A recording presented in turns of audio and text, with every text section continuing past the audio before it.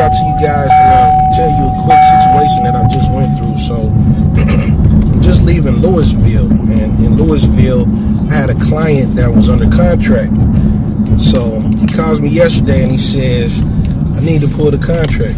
I'm like, what do you mean you need to pull the contract? He's like, yeah, I need to pull the contract. My wife and I, we went over the financials of it.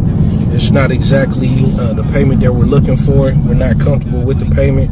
I need to pull the contract. And for anybody that's familiar with real estate, they're aware that past the option period, that's not the best idea. So, of course, I went along the lines of letting them know, hey, you know, you're going to lose your earnest money. You might lose your, definitely going to lose your inspection money, and you're going to lose your appraisal money, so on and so forth. And on top of that, they might sue you for specific performance. And he was like, well, I don't care. You know, they can do whatever they want to do.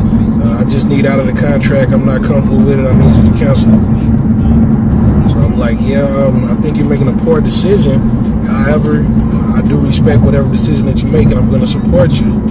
So we'll get it taken care of.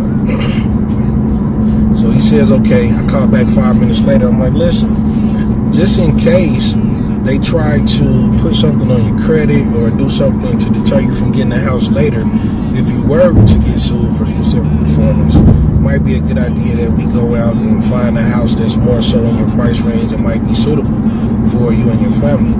And now keep in mind that if we do a reduced price house, the quality is going to be reduced with that price point that you're looking to go to. And he says, I understand.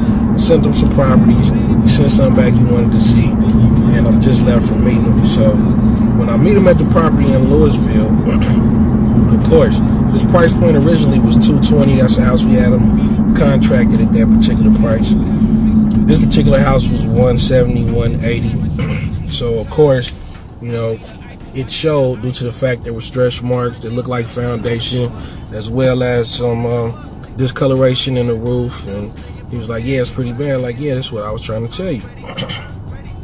So I told him also, I'm like, you have a good house already there. You know, it's under contract. We close in about a week. They're already done with the appraisal. Then I hit the magic question. So what would it take for you and your family to be comfortable with your purchase of the property that we already have on the contract? He sat up and thought about it, but he couldn't really come up with the exact answer. So I was like, what if I were able to, instead of you closing on the 31st, we can close on the 1st, which would allow you an additional month that you could keep in your pocket, and you wouldn't have a payment until January 1st. He was like, that's interesting. So I was like, in addition, I could tell at that point he was thinking about it, but it still took a little bit more convincing. So I told him, in addition, what I'm able to do is get you another month on top of that by simply asking the seller, because we got an appraisal. The offer and asking price was $220. It appraised at $221. So what about if I write the number at $221 and then ask for $2,000 in closing, and that in turn would only differentiate the seller's net by $1,000, and I don't know a seller in the DFW area that has a house for sale that would let $1,000 stop them from selling that house. So he thought about it. He was like, if you can do that, you sure you can do that? I said, damn right I can do that. So he thought about it and he agreed to do it, and now we're back under contract. But the point that I'm making with this is the fact that you have to be able to adjust. And I was just speaking about this in a panel that I did called The Shift with some of my favorite real estate professionals. You have to be able to adjust in your business. Bruce Lee said you have to be like the water and move around the solids so that you can make it to your destination. You have to have the ability to adjust, because no transaction is going to be the same as the last one. You have to be able to call audibles and make sure that you get your goal accomplished of what you set out to do. Now, I very easily could have been upset and worried and concerned and this and that and the third about what he had to do. And for a second I was, I'm not going to lie.